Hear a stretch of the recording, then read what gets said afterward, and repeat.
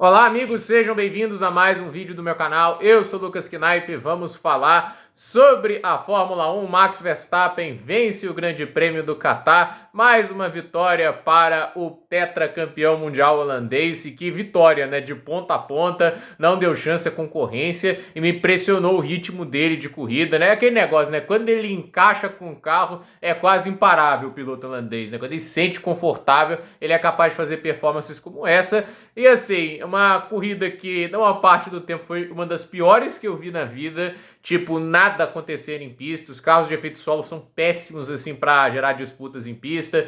E, assim, a zona de DRS esse ano pareceu mais curta do que a do ano passado. Sei lá, né? Realmente não teve nada acontecer em pista direito. O desgaste de pneus foi inexistente. Tipo, só teve a primeira parada. Eu até pergunto, quando é que eles vão parar, né? Porque ninguém tava ganhando tempo por parar mais cedo, né? Tipo, os pilotos só estavam melhorando o tempo, né? Só tava andando mais rápido, entende? Porque com o peso do combustível, né, vai abaixando quando o carro vai ficando mais leve, passada a corrida, tava compensando, teoricamente, o desgaste de pneus. Então, assim, isso deixa qualquer corrida insuportável. E não havia disputa por posição em nenhum lugar. Aí a gente tem, obviamente, o safety car, porque o retrovisor do Albon quebrou, a direção de prova deixou ele lá, simplesmente deixou o retrovisor lá, não avisou ninguém. E aí o Bottas passou por cima do retrovisor, ele espatifou, e aí, para complicar a situação, o pneu do Hamilton e do Sainz acabaram furando, né? E assim, com os dois carros com o pneu furando, eles tiveram que acionar o safety car, né? E aí depois do safety car, caos, né? E muitos erros dos pilotos, a direção de prova distribuindo punição adoidada, assim, é um negócio que chegou até a assustar.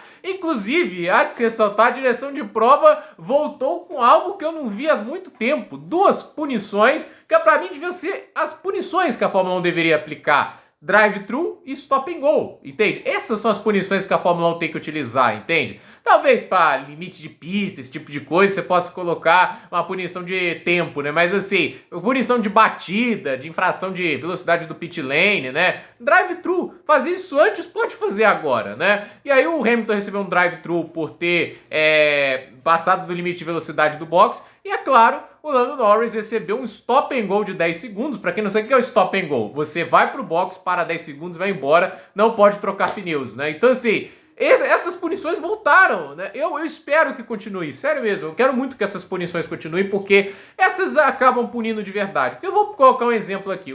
A gente tem aquele polêmico acidente do Hamilton lá com o Verstappen na Inglaterra em 2021, né? Que os dois se tocam, né? O Verstappen abandona e o Hamilton continua. O Hamilton é punido em 10 segundos, só que ele ainda estava em segundo na pista. Ele não conseguiu passar o Leclerc, mas o ritmo dos dois era tão bom que mesmo pagando a punição ali depois do pit lane, ele pôde construir a vantagem, 20 e tantos segundos. Se ele tem que pagar um drive-thru numa pista como Silverstone, ele teria que ficar lá aquele tempo no box, né?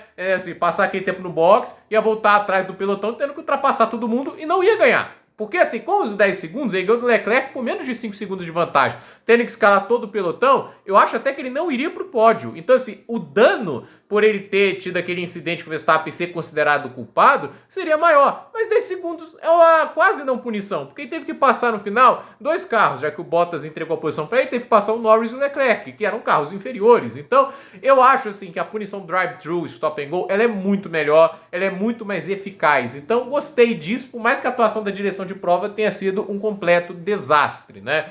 E assim, isso também na Fórmula 2. Agora, uma corrida do Verstappen que ela é irretocável. O Leclerc chega em segundo, né? Boa corrida para o piloto da Ferrari, mas uma Ferrari que não me pareceu em um ritmo muito forte. Está viva no Mundial de Construtores, 21 pontos atrás da McLaren, mas precisa, e como precisa, de um fim de semana muito iluminado lá em Abu Dhabi. Precisa ser o melhor carro, né? Tem que fazer dobradinha, né? Porque assim, você faz a dobradinha, 43 pontos. Então, a McLaren poderia marcar 20, precisaria de 20 pontos, né? Para conseguir 22, né, para conseguir empatar e talvez nos critérios de desempate levar, né, se bem que acho que até nos critérios de desempate não leva, né, porque se a Ferrari tem mais uma vitória, são as 6 vitórias, a McLaren as 5, então a questão que a gente coloca a McLaren, né, ela poderia fazer 15 pontos, por exemplo, com o terceiro lugar, 12 com o quarto e dá 27, mas se você abaixa um, é 12, 10, já é 22, então assim, Se alguém consegue se infiltrar no meio das McLarens ali, né, pode ser a oportunidade.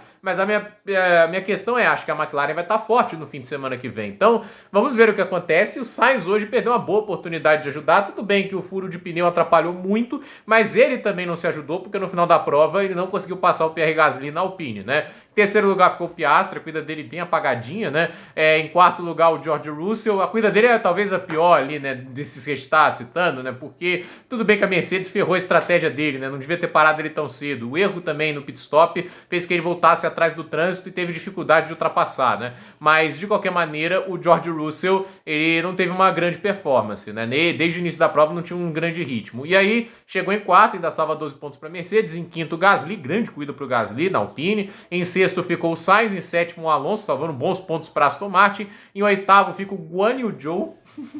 Com a sua Sauber, ele chegou em oitavo lugar, né? Tipo, garante que vai terminar a temporada à frente do Bottas. Ele já estava à frente, a verdade era essa, mas assim, a corrida dele foi tão melhor que a do Bottas que chega a ser até cruel com o piloto finlandês que, assim, diz não entender muito, né? Porque não está sendo tão apreciado pelas equipes, mas, assim, o Zhou, vou falar uma coisa aqui, ele pode ter sido pior na classificação o ano todo, todos os tipos de problema, mas nos momentos que o Zhou andou bem, ele fez a diferença mais que o Bottas. Isso pra mim é inaceitável, entende? Não é possível que o Bottas, em nenhum fim de semana no ano, conseguiu ter uma performance nível dessa do Zhou. Porque a performance foi boa. O Zhou estava muito mais à frente do Bottas o tempo inteiro na prova, né?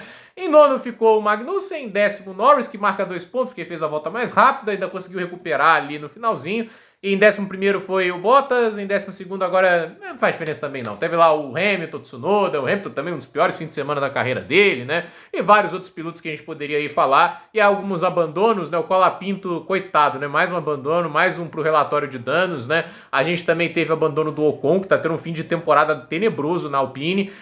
O Stroll também foi brincar de pinball lá com o Albon. E a gente teve também o abandono do Pérez, né? Que assim, eu não sei se eu posso sair em defesa, porque ao que tudo indica, pra mim aquilo ali é uma falha de motor. Eu não acho que tinha acelerador suficiente para ele rodar daquela forma. E mesmo que ele tivesse rodado e caído para último, que seria vergonhoso, né? Ele teria continuado na prova, né? Porque se o Norris conseguiu recuperar, ele poderia entrar no box ali, colocar um pneu médio, entende? E começar a remontar no grid, como aconteceu pro próprio Hamilton, pro Norris, né? E como ele abandonou, eu acho que teve um problema de motor e foi o que ele citou no rádio, né? I lost the drive. Então, eu acho que aquilo ali foi um problema de motor e a sorte do Pérez, né? Porque essa corrida, assim, tava indo, assim, óbvio, dentro do que tá sendo o desastre do ano dele, tava bem, ele tava caminhando para ser quarto lugar. Mas a questão é, com a quebra, ele não pontua, né? Poderia ser 12 pontos para ele no campeonato, seria ótimo para ele tentar abaixar um pouco a pressão. A performance dele em ritmo na corrida não estava tão legal. O pior problema dele era o primeiro setor, né? Tipo, no segundo setor ele levava uns 2 décimos do Max, o terceiro era 1, mas o primeiro ele estava levando meio segundo, né? O primeiro setor do Pérez o fim de semana inteiro, muito ruim, mas ainda assim estava ali, né? Tava em sétimo lugar, com os erros do Russell e do Sainz, ele estava conseguindo se colocar na posição de quinto, né? Que tava bom, era ótimo para ele num momento ruim, mas com essa quebra, aí o negócio complica demais, né? Então, assim, vamos ver o que vai acontecer e vamos ver como é que é a reação da Red Bull perante isso, né? Se eles vão falar que foi uma quebra ou não, se foi um erro. Porque assim, né, eu pessoalmente, eu gosto muito do Sérgio Pérez, mas eu pessoalmente não quero que ele continue na Fórmula 1 pra sofrer desse jeito, né? Tipo, já teve momentos muito melhores, já foi muito mais valorizado como piloto, né? Todo mundo lá em 2020, aquela temporada fantástica dele na Racing Point, colocava ele entre os melhores pilotos da Fórmula 1 na época, né? E assim, ele teve lá os seus momentos, mas a verdade seja dita, né? Esse ano dele, né? Tipo, tem tido azar, mas também ele não tem conseguido se ajudar. Então, a ver o que acontece agora. Grande Prêmio de Abu Dhabi semana que vem, uma pista que, ao meu ver, melhorou bastante depois das mudanças de traçado, mas obviamente, né, a gente tem essas disputas aí como o vice-campeonato, né? O Leclerc tem 18 pontos nessa corrida e o Norris só 2, então a distância cai bastante, inclusive nas últimas 3 corridas só tem retirado distância o Charles Leclerc, então assim, o Leclerc tem uma chance real de vice-campeonato e de justiça seja feita, ele merece muito, mas muito mais do que o Norris. Para mim o Leclerc foi muito mais piloto que o Norris nessa temporada. Então, gente, por esse vídeo é isso, dúvida nos comentários, deixe seu like, se inscreva no canal, compartilhe esse vídeo e até o próximo vídeo.